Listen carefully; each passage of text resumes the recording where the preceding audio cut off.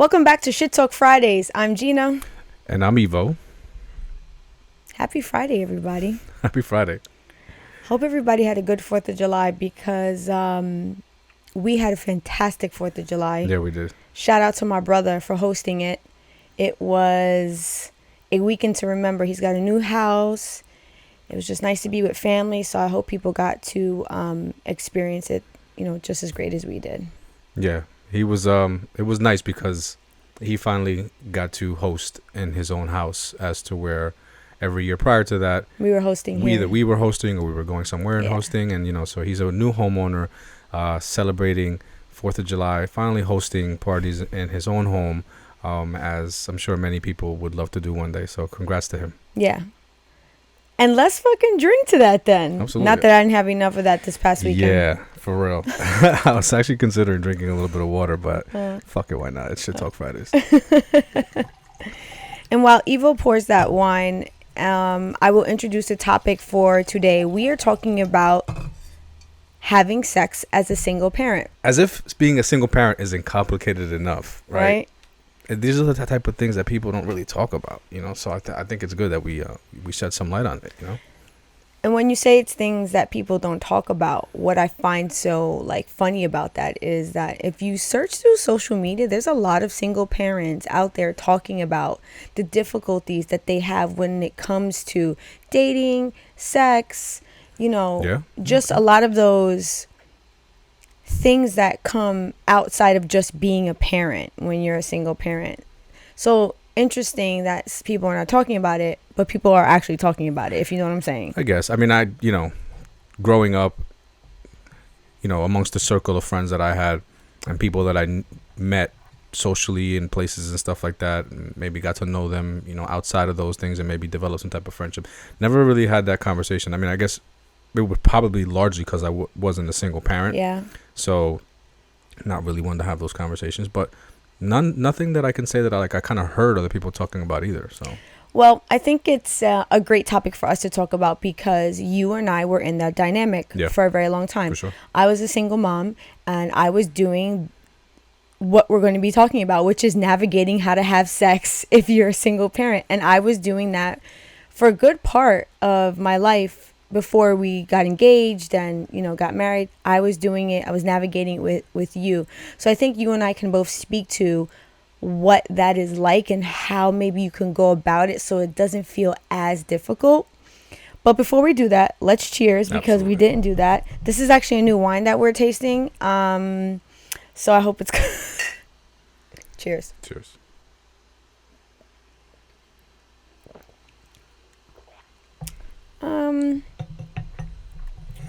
That's okay.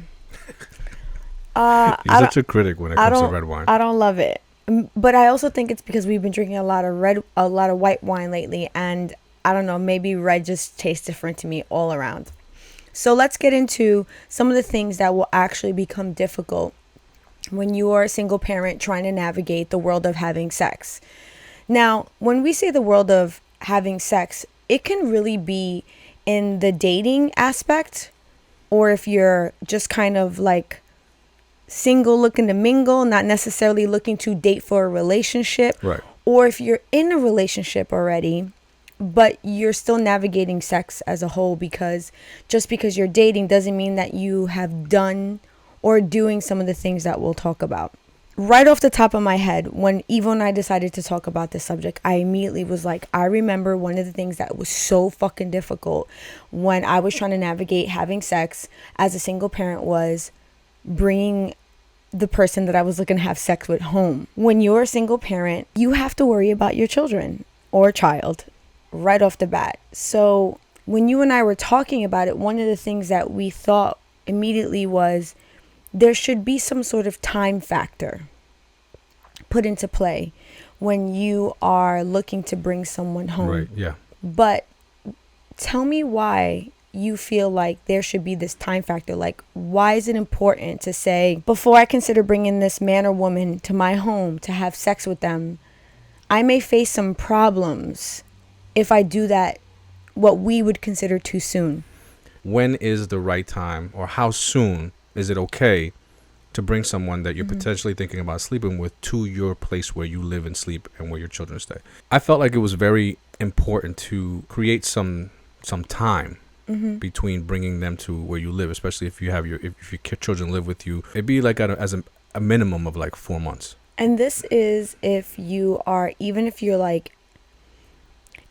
actively dating them. So let's say you've been dating for 4 months. Yeah. You're saying up until 4 months, they should not be brought into your home. I guess it comes from probably rushing into things too many times in my life, you know? And I think that that's important. I think that the reason I say that number is because it's what I feel comfortable with. I feel like 4 months is enough time for me to see enough about someone where I can make a decision on, do I want to bring them to where I live? Because you know, bringing somebody to where you live and then sleeping with them, those two things create kind of a bit of a sticky situation. Because let's just say that, you know, you slept with them and you didn't like it that much, but they really liked it and they want to pursue you, and you're trying to ghost them. How are you supposed to do that if they know where you live? Yeah, that is actually one of the main reasons why when I was a single parent, I really abstained from bringing men to my home when I was looking to have sex, whether it was casual or whether I was dating them. It was more of a safety thing for me and for myself and for my children and the people that lived with me in my home. I did not want a man knowing where I lived because, you know, ladies, let's be real. Sometimes you want to step away from a situation with a man and shit may get ugly and they may show up at your doorstep. And that is, to me, the type of drama you don't want to bring to your house where your children live. Right. Or family. Yeah, because, you know, let's say you are living at home with other relatives or whatever it is. You don't want to bring that type of drama to your doorstep. I may not necessarily agree with the 4 months, but I understand why you're saying that 4 months will give a man or a woman that is a single parent like a good amount of time to essentially get to know the person that they're engaging in sex with, that it is more safe to bring them to where they live. I mean, there's that. There's also the added fact that I want them to feel like they worked for that. I want them to feel like that's something that was withheld from them, and then at some point it was disclosed to them, and I would hope that they would feel somewhat privileged. I was going to ask you that. Do you want them to feel like for that information? Yeah, absolutely. I mean, and that's one of the reasons why I feel like, you know, holding out on a lot of things in a relationship are beneficial, because it creates that time in type of scenario where you've put time into something, and then finally when you get what it is that you're either searching for or possibly wanted, there is a bit of appreciation that goes behind it. You know, there's a bit of respect. You know, there's a bit of I worked for this, you know, type of whether and I want someone to feel like that when they come to my house. You know, especially if we've been dating and it's obvious that I've been purposely avoiding going back to my place. I think at some point the question will come up. I wonder why, you know, like, why is it we're not going back to his place? You know, what is it? And then finally, when the time comes, I know speaking for myself, I would feel appreciated. I can't say everybody's gonna feel that way. I just hope that would be the end result of that action. And the only way that I'm gonna get it is if I put in that time. If I make them wait those 4 months, you know, because again, and for a lot of people, it would be a long time, and that, to me, that's the point. It's making you wait a long time, longer than you normally would, and then finally getting there, and then being like, whoa, you know, like, that was longer than I expected, but I'm here, you know, like, let me not fuck this up, you know. Yeah, because at that point, he or she has brought you into their sacred space. Absolutely. But by no means are we saying that prior to the 4 months you can't have sex with them. No, listen. Like you like definitely do you. Yeah, absolutely. With the regard of keeping yourself safe and practicing safe sex and all that good jazz that Ivo and I have talked about before. Because when you're a single parent, you definitely don't want to be dealing with the scenario of potentially having more children. So let's be safe about it. Do you understand that? And I don't mean to cut you off, but I mean, here's what I'm thinking, right? Sure. Do you understand the type of things that'll probably be going on in someone's head, right? As to why can't we go back to her place? Is there another person? Is there something that they're not showing me? Is there something that they're hiding? Right? All of these doubts, things that you're potentially thinking like there's something hiding there. And then to come to find out that all it was just time. And when you get there, all of your suspicions are just put to rest. Like the amount of like, wow, I was really overthinking that, you know, and like I really had nothing to worry about. Like I just feel like that whole journey in itself is an experience somebody should have. I would just like to add to that, though. I would not recommend abstaining from the truth as to why you're not bringing them to the house. I personally, when I dated and had sex as a single parent, I openly told the men that I was engaging, dating, or having sex with, I did not feel comfortable bringing them home to where I lived because that's where my children lived. Understood. But again, so, you're in an early relationship. This is a very early thing. So you can't expect someone to think that you're telling the truth. You know? Well, then that's on them. That's not on me. Of course. But that's what I'm saying. You know, you have people that have been lied to, that have been, you know, played games with. People have been through some shit, you know, and it takes a little bit, at least I would like to think, for someone's trust to be earned. It takes a little bit for me to be able to listen to what you're saying to me and honestly believe everything that you're saying. So at the beginning, you may be telling me something that sounds logical, but am I going to be somewhat doubtful? You know, if I feel like, you know, I'm doing everything that I feel like I should be doing so that maybe we can go back to your place, and you're holding out for me going back. I'm gonna start wondering, like, what's at your place? Why is it that we can't go there? You know, I may not push the issue, but I'm gonna think about it. The thought's gonna cross my mind. I may not make you feel like I'm bothered by it, but to say that the thought hasn't crossed my mind, and then we finally get back to your place, and all of my suspicions are just, all of a sudden they smack me in my face. They weren't true. They weren't, you know, and it was just you really feeling me out, you know? So I don't know. I think it's a couple of things. It's the person that's withholding, bringing them home, feeling you out, protecting themselves from drama, keeping their children's sacred space, you know, away from people that are not, that should not be privileged to that information. And any man or woman that is not respecting that type of choice that the man or woman, the single parent, you know, the single father or mother is choosing to say, these are my boundaries. I think that kind of sets off a little bit of a red flag. And this is, I think, part of the reason why you're recommending waiting the 4 months. Because if the person that you're looking to have engage in sex with, if they can't even wait 4 months to come back to your house because you've explained to them, hey, you know, this is something that I choose not to do for the safety of my children. And I need a little bit more time just to really get to know, you know, who you are as a person, and just to make sure that this is a good fit. If they can't respect those boundaries that I think are really minuscule in the grand scheme of things, that should set off a red flag to you that person later on in the future may not respect other boundaries that you have regarding other things. One could argue that you might not want to divulge that information. By telling them, who may not want to divulge that information? One may not want to divulge that information that you're refraining from bringing them back to your place because of your kids, and that's where you live, and everything that you're protecting, you're letting them know I can't take you there because I don't trust you enough to take you there. Okay. So you're giving them the blueprint as to what best foot to place forward. So you're saying that maybe in some scenarios the single parent, father or mother would choose to not tell the person that they're looking to? I think, and again, I'm speaking from my own experience and what I would do, it would be somewhat of an introduction of what it is, just a small notion of why it is that, you know, I don't want to go back to my place yet. It wouldn't be the whole story. You know, it might be just something, one piece of the puzzle. Okay. That I may later come out and confess and say, hey, you know what? So that whole time, you know, on XYZ, we want to come back to my place. It was really because of this, that, this, all that. And now I sit here with you and, you know, I know you better.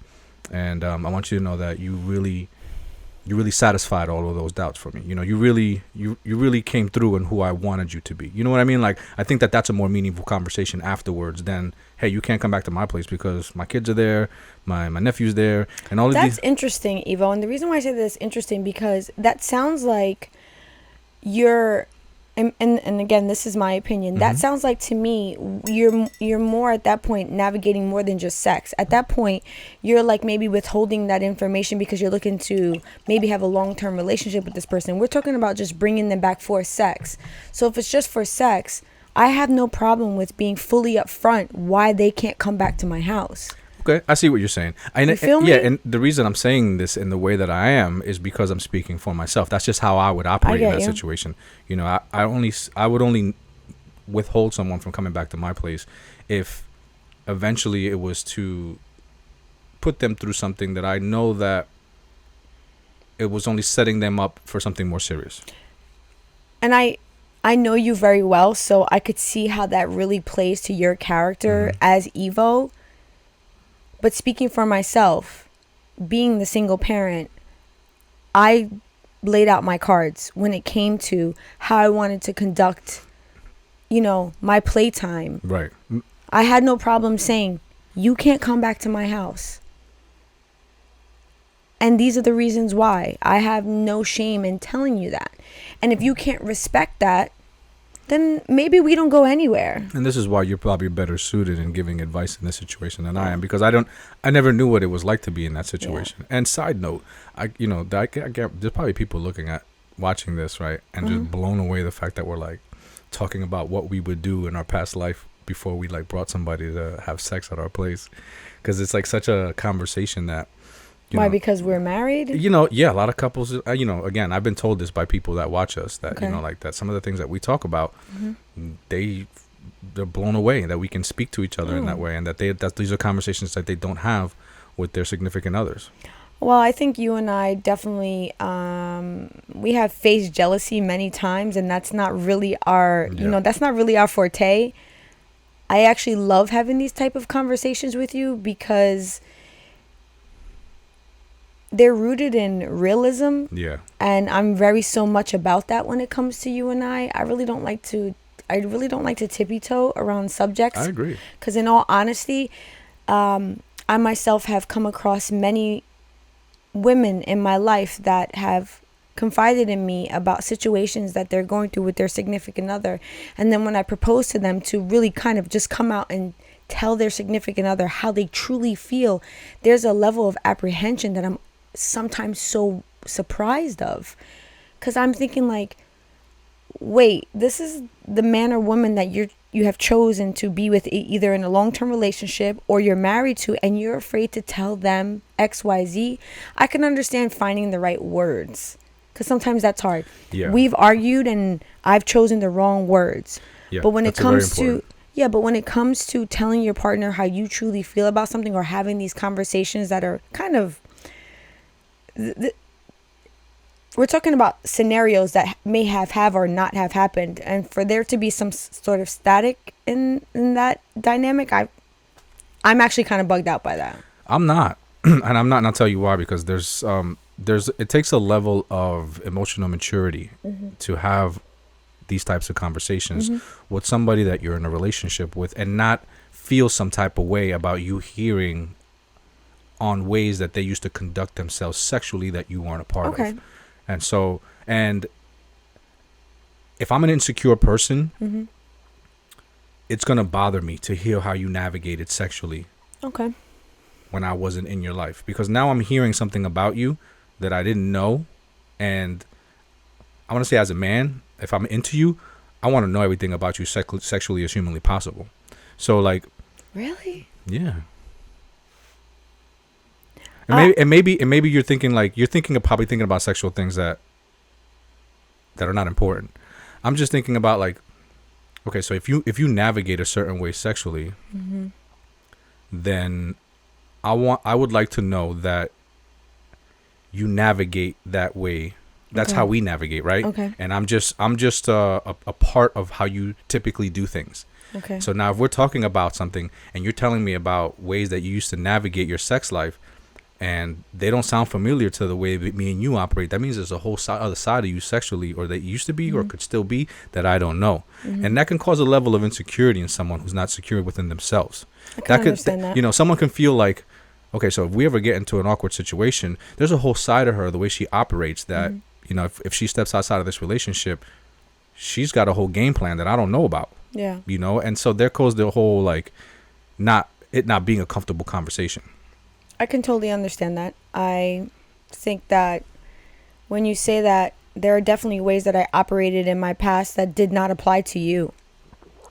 And honestly, that shit don't mean nothing to me. Yeah, as it shouldn't, because it didn't apply to you, and it wasn't for you, and therefore was not about you. So let's, I don't think people should focus on that. It's unfortunate if they do. It will potentially be hard for that relationship to grow at a certain level, but that's just our opinion. So let's move on to the next thing that we think is difficult for someone to navigate when they're a single parent, and when it comes to having sex, because I know firsthand that this was probably one of the most difficult things for me, was finding time. And it was one of the most difficult things for me because I was the parent that had the children the majority of the time. My children were with me 95% of the time. On the occasion that they went with their father, or on the occasion that maybe I got a babysitter. It was even less for me in that arena because I didn't have any active grandparents either, or older family members that were able to kind of contribute into maybe babysitting, or, you know, taking the kids somewhere where I found some time for myself. So finding the time was really difficult. However, this goes back to how I maneuvered myself and my openness, and how I laid out things for the person that I was looking to engage in sexually, dating, whatever it was. My life circles around my children. So the time that I have to give to you is this. These are the days that I'm available to hang out. And again, if the person that you are telling this to says to you, that doesn't really work for me, or they kind of give you they kind of give you the vibe that they're a little, what's the word I'm looking for? Like, they're not fully happy with the fact that they don't have like instant access to you. As a single parent, that should be a red flag to me, because as a parent, no one is ever going to have instant access to you other than potentially your children. Right. I think you did a great job at managing that that life balance, you know. Thank you. Yeah, because Ivo was part of that. I'll tell you what, when I did see you, because it was, you know, between you working and you know, and then doing whatever it was that you needed to do for your family, you know, because I saw you outside of those parameters, seeing you was like such a breath of fresh air. Seeing you was like such a breath of, why can't I get that out? I don't know. Sally sells seashells, you know what by the the fuck I'm seashore. trying to say. God damn it, it was a fucking breath of fresh air. Goddamn 47. For any of you guys who don't know, that's a fucking TikTok stream. No, it's not TikTok. That shit goes way It goes back to Vine? That's Vine. That's YouTube Vine? days. Ooh, that's a throwback. Anyway, yeah, seeing you was such a breath of fresh air. And it wasn't like the everyday type of situation that I was used to being in, where the girls that I would date or see, I would see them often. You know, they would be within the same circle of friends, and you know, they didn't have kids, so they were always looking to hang out, or, you know, be in some type of space where you're at and stuff like this. You'd always see them, you know, and then I would see you every so often, and it was very refreshing. So, I mean, I saw it as a good thing, but not everybody's going to see it that way. That was just the way I like. Yeah. The advice that I would like to give to any single parent that is trying to navigate finding the time to have sex, to have that casual interaction with another human being, is managing your time correctly, because that's all you can do. If you're trying to find time to be available, right, that means that you're going to have to look into the future of when potentially you may have that time. And the only way that I think in my thought process to do that accurately is to plan it. I would literally say to myself, okay, I'm with the kids Monday through Saturday. They may go to their fathers, if that, every other weekend, Saturday afternoons to Sunday afternoons. I have this window, right? During that window, I'm then going to say to the potential person that I'm looking to engage in with, this is the window that I have. Are you able to hang out with me? And when they agree to that, if they do, and maybe they can't, then you move on to the next available time. If they do agree to that time, my recommendation is that you try your best to make those experiences, you try to make them worth your while.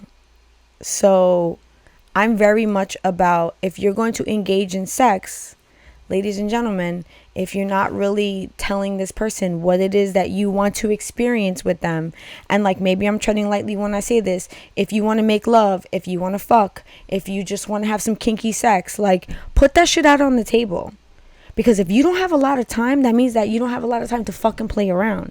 So put it out there. And I know this may come across like a little, oh shit, you know. Yeah, some people might feel like that's being forward. But when you're a single parent and you don't have time to waste, then you're going to have to sometimes be a little bit more forward than maybe the average person that has all of this time to kind of like navigate the waters differently. So, but I mean, that's obviously not going to apply to everybody. I mean, you have people that are very introvert when it comes to just socializing and dating. People who are shy, people who are not that confident, you know, where they would just come out and say, hey, here's what I want. You know what I'm saying? And so we're here right now. Let's make sure that this happens. Like, that's being very straight to the point and forward. Some people they don't walk around with that type of conviction.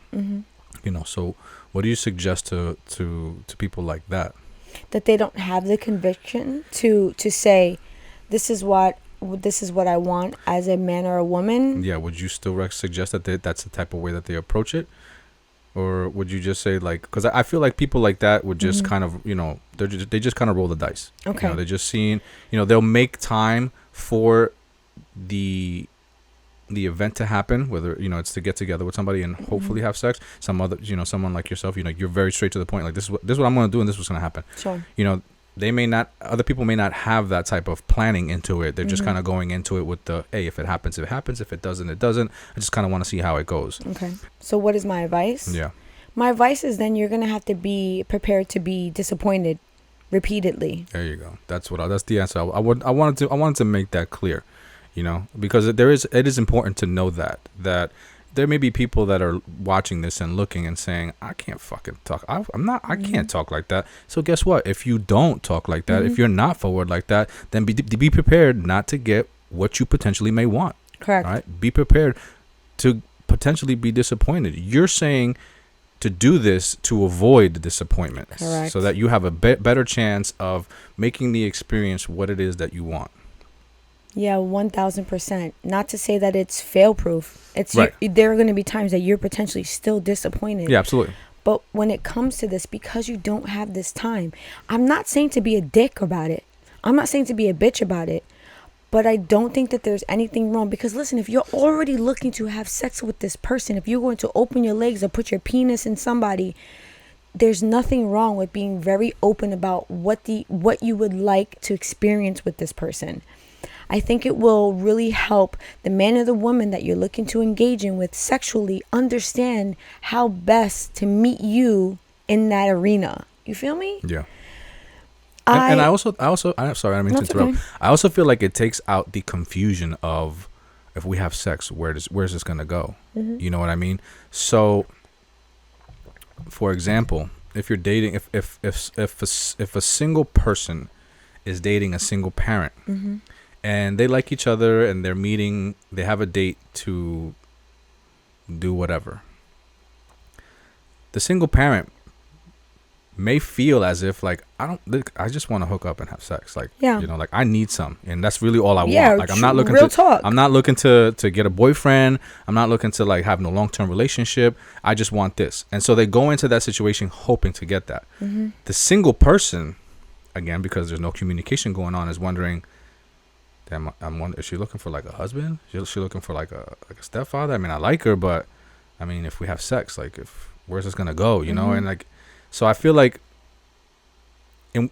respect to what you're saying, if you're forward and you say, hey, this is what I want. This is what I'm looking for.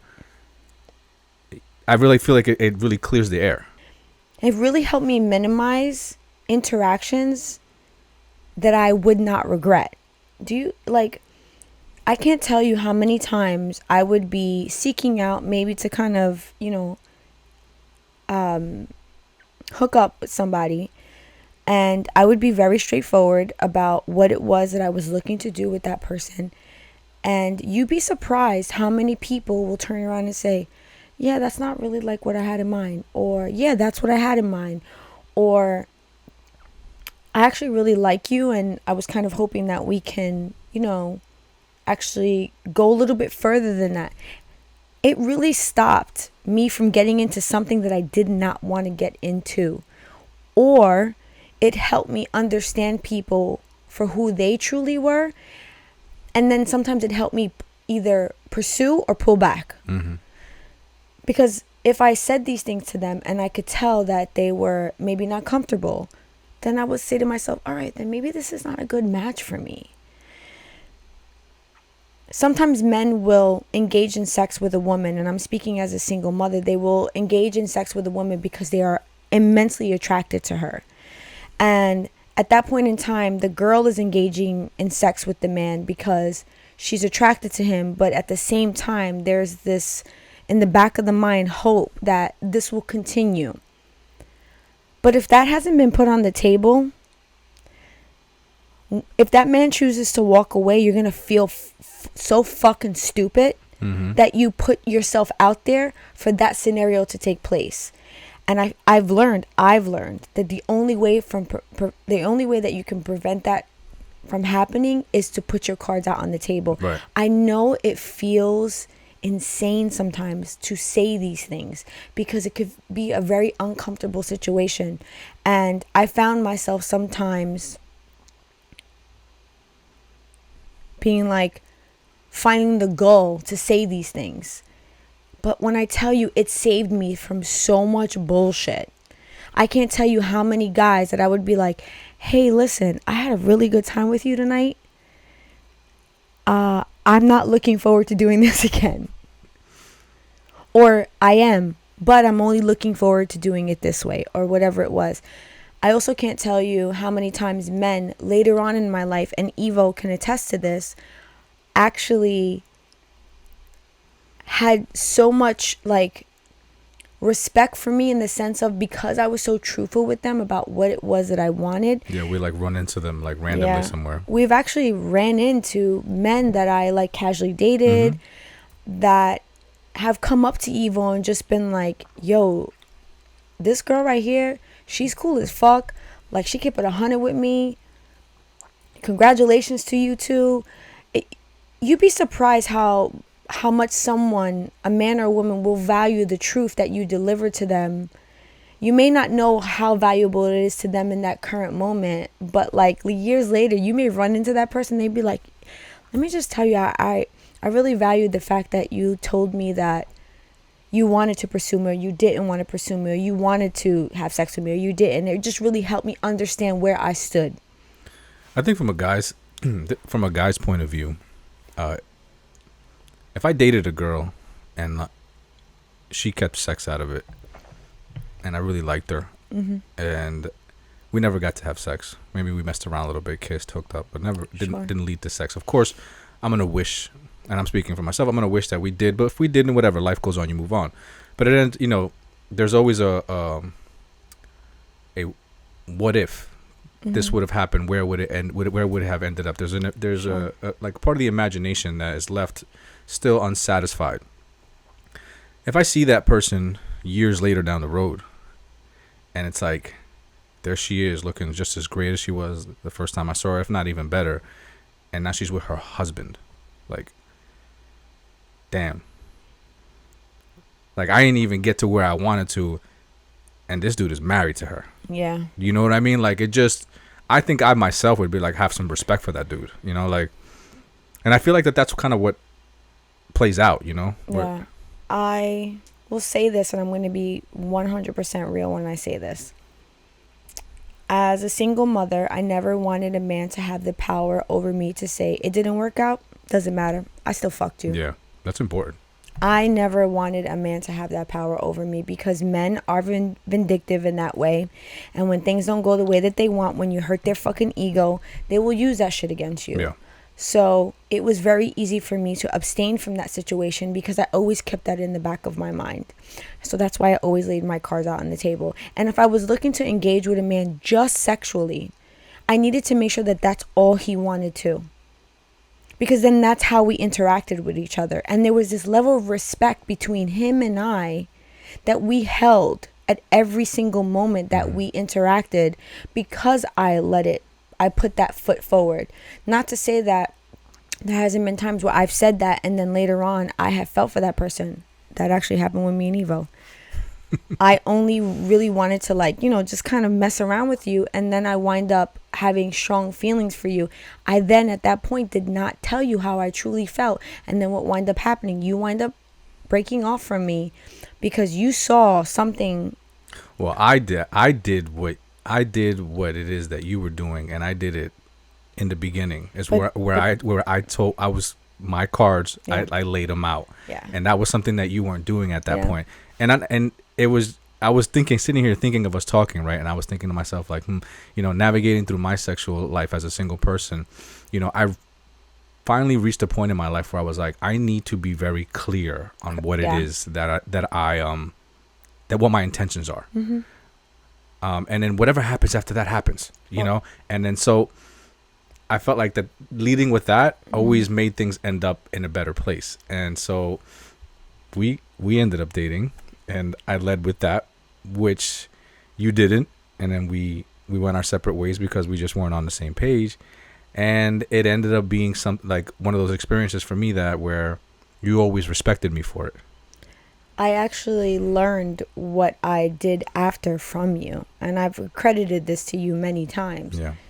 From that point on, because it stung so much, it made me really evaluate how I approach things because it burned. It was that feeling of like, fuck, man, I fucked up. Like, I should have just been 100% truthful. But the reason why I decided to withhold this is because I had this facade. I had this ego that I was not willing to put down in order to show my true feelings and say, and like, I was not willing to risk embarrassment. So let me just move forward the way that I think it's going to probably work the best. Right. And in the end, that just smacked me in the face. So from then on, I moved forward with being very truthful about what my intent was with a man, whether it was dating or having sex. And the amount of times that saved me from getting myself in a fucked up situation, this is why I recommend this to any single parent, whether you're a man or you're a woman. If you're looking to engage in either long-term sex or casual sex, find the confidence. And the only way to really find the confidence is you're going to have to do it a couple times and maybe fail at it, because no one ever does something for the first time and is fucking perfect at it. Sometimes it didn't come out the right way, but over time I built that type of confidence, because people are like, oh, how do you just do these things? You have to fucking practice. You have to develop that skill. It's like public speaking. No one just wakes up one day and is like immaculate at it. Right. You know, you really got to put yourself out there, as scary as it may feel, as embarrassing it may feel, and sometimes you may not get the response that you thought that you were going to get. You have to be okay with that. And you have to walk away with your head held high saying, I did the right thing for myself. And I was also trying to do the right thing for that person by not leading them on to thinking that this was something that it wasn't. Yeah. So I know that this conversation went a little bit off in the sense that we were talking about finding time. But when you don't have a lot of time to waste, when you are a single parent, really putting your cards out on the table when it comes to engaging in sex, I think will be really beneficial for the person that's looking to live that type of life in that moment. Absolutely. Well said. Thank you. So the other thing that you and I were talking about when it comes to having sex as a single parent is, how does the custodial versus the non-custodial parent approach having sex? Because these are two very different dynamics. And I said earlier in the conversation, my kids were with me the majority of the time. So my ability to navigate having sex was very different from the more absentee parent. Mm-hmm. So when you are the parent that is the primary caretaker of your children, again, when it comes to finding that time, you're really going to have to plan accordingly. I want to talk a little bit about the parent who has more time. If you are the parent that has more time to be out in them streets seeking sex, whether you are the man or the woman, I would like to give you some advice as to how maybe you should be navigating these things. But before I get into what advice I want to give, I would love to hear what you have to say about the person who is the non-primary caretaker. What advice would you give them as far as like, because it's almost like they're potentially a single person. Because if they're with their kids only 10% of the time, that means 90% of the time, and I'm just using these numbers as like an example, they're almost functioning as a single person. Yeah. My advice would be, as you've been saying this whole time, is to be very upfront, be clear about where do you stand, what it is that you're looking for, and what it is that you have to offer. Okay. I think that's super important. You know, I think if I tell you from the beginning, hey, I'm a single parent, and I have a decent amount of time, you know, but this is where I am right now in my life. This is what I'm looking for, and this is what I have to offer. You know, if that works for you, then great. If it doesn't, then you make the choice whether you want to be in this situation or not. I'm the type of person that I don't want you to be part of my life unless you want to be part of my life. The only way that you're going to want to be part of my life is if I give you the choice to be part of my life. If I give you the opportunity to know that the devil that you're dancing with. I think that that's the best way for us to be in each other's space. Not everybody may see it that way. You know, some people in that situation where they are co-parenting, but they are the lesser custodial parent, may want to use that to their advantage to act like they don't have kids, you know, and kind of navigate through that space, because not everybody wants to date somebody who has kids. You know, there is that situation where you meet somebody and it's like, oh, do you have any children? You're like, yeah, I have one. And that person in their mind doesn't want to date people with kids. And so there's a lost opportunity. So those type of people may want to act as if they don't have kids. And I can kind of see that happening, but I don't recommend that. I don't suggest it. I don't think it's good for the longevity of anything.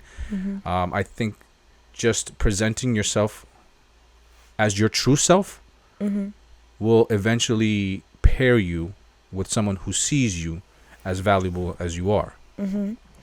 Sees the value in you and the opportunity in you for what it really is.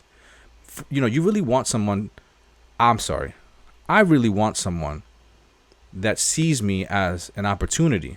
Like, wow, like this actually really works for me. That's the match that I want. Whether it's me just saying, hey, I want to date casually. You know, I want to date casually. Let's go out. Let's have fun from time to time. Let's not meet each other's kids, you know, or at least not for a while, you know, and let's just enjoy each other's company. I want the person that's on that same level so that we have a matched energy. And that's what I really suggest that for anybody. It's not an easy thing to do, but that's what I practiced. At some point, I realized that it was just better for all the relationships that I potentially got myself into, that I was just very straightforward with what my situation was. Yeah. And it was a way to weed out the bullshit. Because if I did that thing, I did that where I lied about my situation. I lied about, you know, where I was in life. And then it ended up creating like this facade that I had to keep up, that eventually I slipped up on, or I just couldn't keep it up. You know, I didn't know what it was about because it wasn't truly who I was. And then all of a sudden somebody could see right through me. And then now I'm a liar, or I'm a bullshitter, or I'm not the person who I said I thought I was.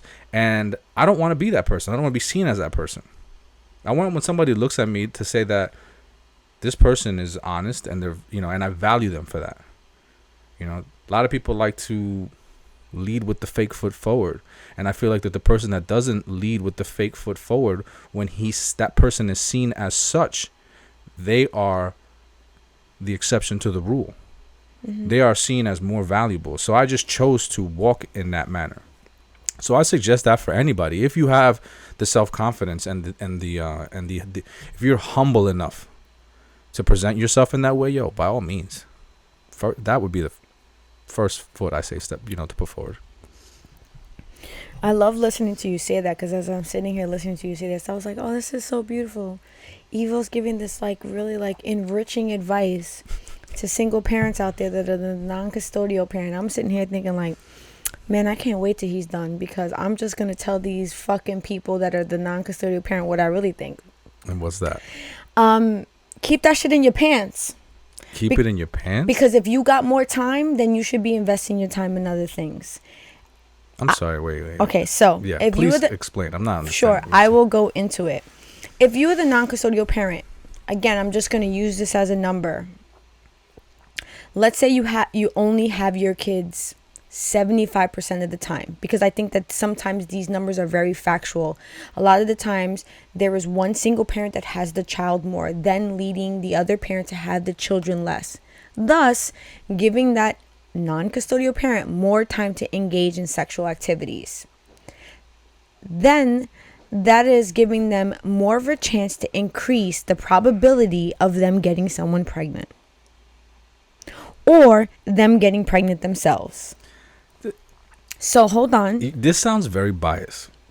Why? I just said them getting pregnant themselves or them getting themselves or them getting someone pregnant. So I feel like you're speaking from a place of where people who are less who are the lessor of the custodial parents should engage in less sex because they have more opportunity to have sex. That's what you're suggesting. No, don't engage in sex as often as you should just because your kids are not around. What I'm suggesting is that you make sure that you're protecting yourself from creating any more children, considering the fact that you already have a situation where you are not seeing your children as much as the other parent. So I'm sorry if I didn't state that. Yeah. But that's fucking implied. Like, you... It did not seem like... Yeah, that's fucking implied. Like, okay, well, I'm just going to... Okay, hold on. Let me finish what I was saying, and then we'll get back to you. I just want to add one more disclaimer. Listen, ladies and gentlemen... I want to say no because I let you talk. Ladies and gentlemen, make no mistake that throughout all my life, I never, ever slipped up and got a girl pregnant. Okay? The only child that I had in my life was the child that we planned on having. So I practiced very safe sex. I made sure, even as a single person, that I wasn't out there impregnating. So I'm speaking from experience. So that's why I said for me it's implied. Oh yeah, it's implied for you, Ivo, but it's not implied for everybody because if, I felt like that. Maybe I hope that I wasn't giving off that vibe where I was like, yeah, it's a fucking, it's a hedonism, and you don't have your kids around, so just fuck everything in sight. No, hell the fuck no. Like, you don't need to be putting more kids out there. Yeah.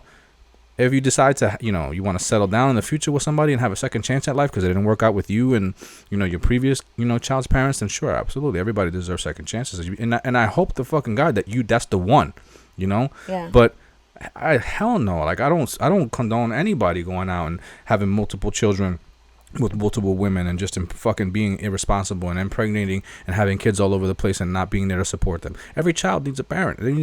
Every child needs a mother and a father, So, just because you're not there with the person that you had a child with, doesn't mean it's fucking it's open season to go fucking go fucking everything in sight. I'm sorry if I made you feel that way. No, you just you said what you had to say. You just stepping all over everything that I had to say. I apologize. My advice is, if you're the non-custodial parent, that you are practicing safe sex as much as possible in any given encounter that you are having, unless you then choose to then be in another relationship that you are making a long-term commitment to this man or this woman, and you are saying, I am going to, because I find it mind-boggling if you are the parent that doesn't see your child just as much as the other parent, but then you go off and then either get pregnant or get a woman pregnant because you have that extra time to be out there fucking around.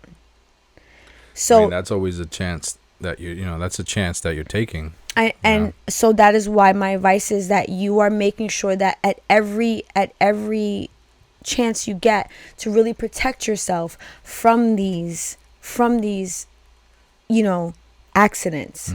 So if you're a man, practicing safe sex with condoms. If you are a woman, if, asking the man to wear a condom, or being on birth control, doing both of those things. Or if you are a man and a woman looking to have that conversation, how would you like to approach having sex protected?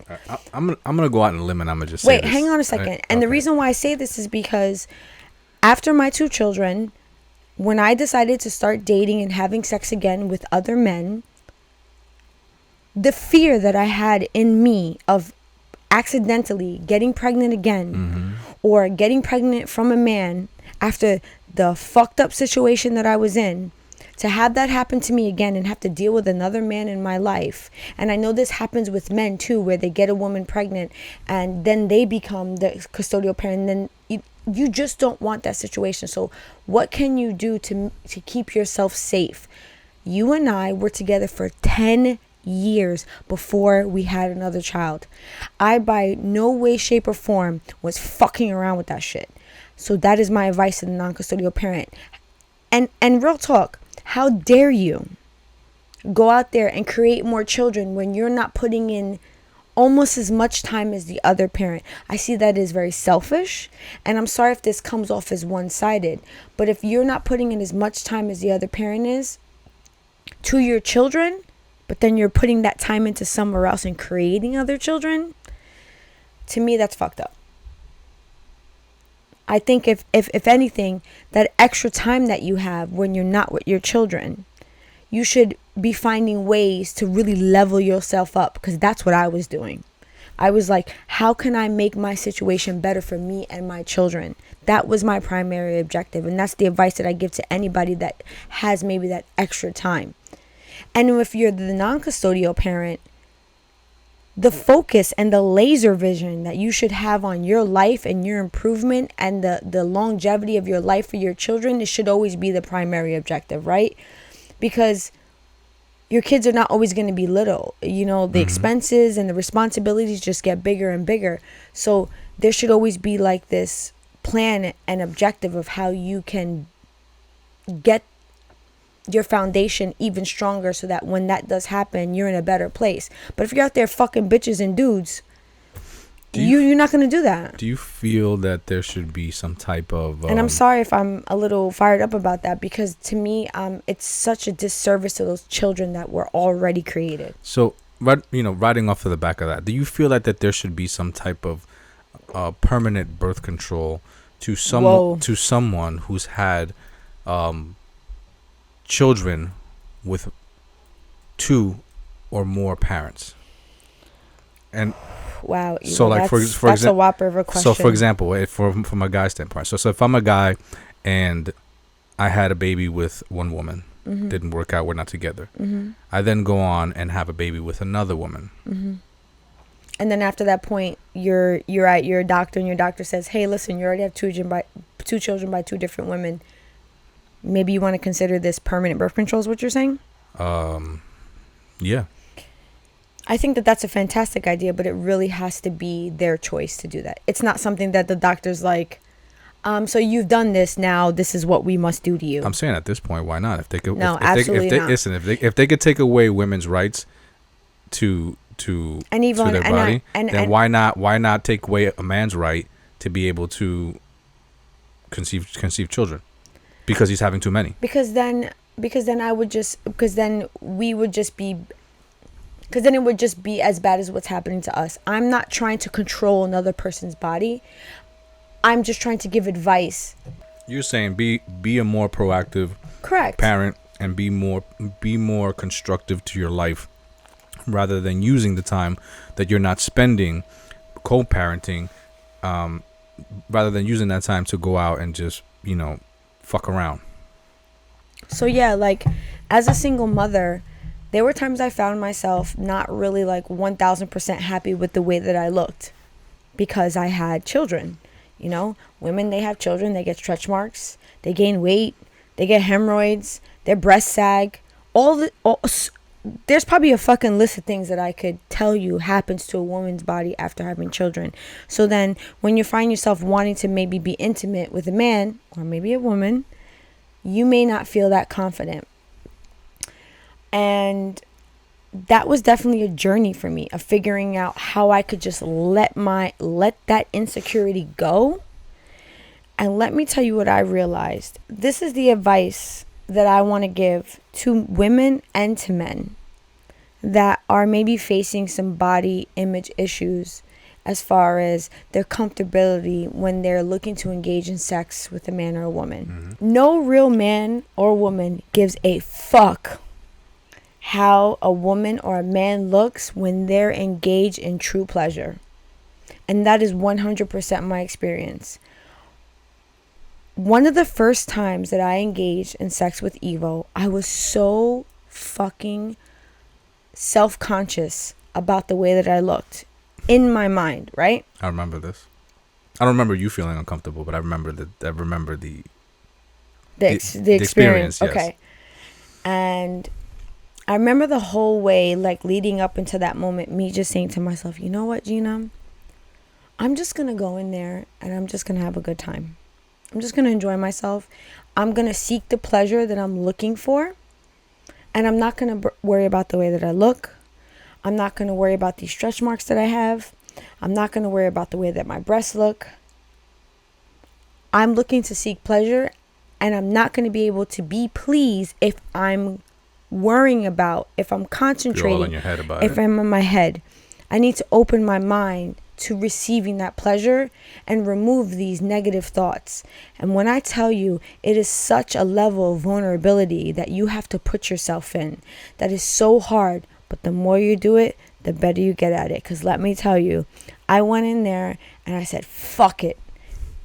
And I had an amazing time. Yeah, we did. And at the end, I walked away from that like, whether this man liked the way that I looked or not, I don't give a fuck. Because guess what? A bitch had a good time. Right? Did I make you feel uncomfortable? No, never. Because guess what? Either way. Either way. We fucking. So. But that's my point, because anyone that's seeking true pleasure and is looking to make that connection with another human being, bodies are made in all different ways. And whether a woman has had children, hasn't had children, nobody's fucking perfect. Just go in there and enjoy yourself. And I'm not saying that that's easy.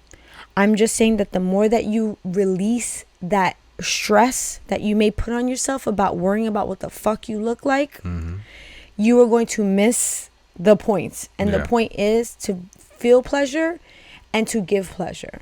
To the mothers and to the fathers that, you know, you're in the latter years of your life and, you know, maybe you've let a few things go.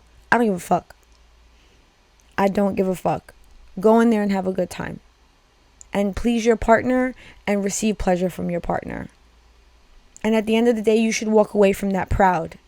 Because there should be no, oh, they were concerned about the way they look. Because when a man is satisfied and a woman is satisfied, man, nobody's really going to care about that. You're just going to be so in awe of each other because you've reached that level of ecstasy that will supersede anything else. That if you feel like you may lack something to offer, there is something that you can be really good at. So use that as your strong point.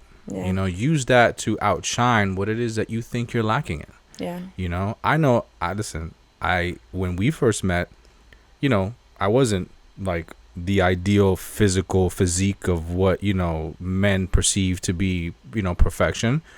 But I made sure that I made up for that in other ways, you know, and I used those as strong points, you know, and those made me feel very confident.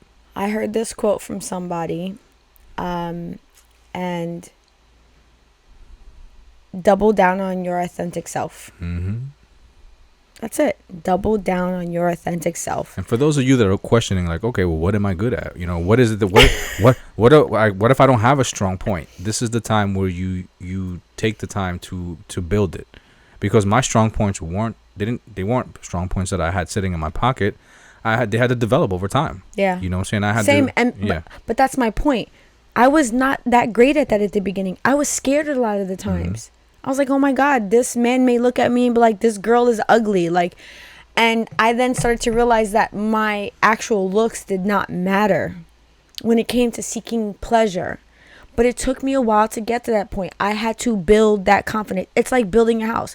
When you start building, you don't have a house in fucking 30 seconds. You have to put time and effort into it. And in the end, you could step back and go, wow, I did that. Right. It just doesn't happen right away. And sometimes people want this fucking instant gratification. And that shit is not... You know what's instant? Oatmeal in the microwave at 30 seconds. Not true sexual pleasure. But anyway, I get a little riled up sometimes when we have these conversations about being a single parent because you're passionate about it. I'm very passionate about it because I always want the best for single parents, because I know how hard it is to navigate these arenas that we go through in life when it comes to sex, dating, and there's some other topics that we have in the later days that we're going to talk about when it comes to being a single parent. I get fired up because I know that it's not easy, and I'm hoping that some of the things that we've said here today are helpful to you. Yeah, and I just want to go out and say this. I'm going on a limb and say this. I don't feel like I've ever heard this, and I'm sure it is a thing, but I'm going to say it. I just feel like that single mothers are some of the most undervalued people on the planet. Thank you for that. With that being said, we are at the end of our show, Ivo. We here already? Yeah. So listen, Shit Talk Fridays comes on. We have a new episode for you every Friday. So if you want to continue to watch us, listen to us, click that like button. I'm doing you before. Subscribe. Do all that good shit. As always, Ivo, I enjoyed having this conversation with you. Likewise. Until next Friday, ladies and gentlemen. Peace out. Peace out.